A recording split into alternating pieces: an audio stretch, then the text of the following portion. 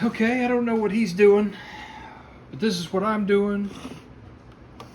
Heater core box refurb.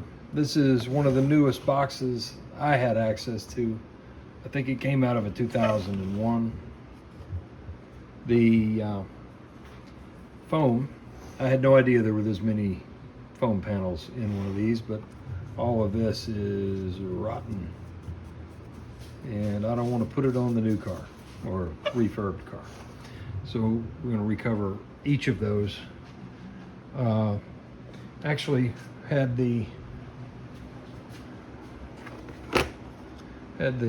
joy of redoing this one too. The one flap that's in there, I just finished this and got it back with fresh foam in it, and got the dirt daubers out of that thing and put it back. I got to replace the foam on it, but it's done.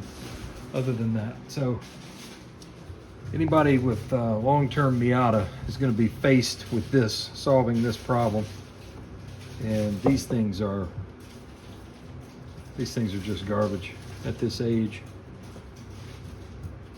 Anyway, I'm going to remove these and scrape them clean, and then I'm going to coat them in some of this foam that my dog is trying to eat. What are you doing? And that's it. More later.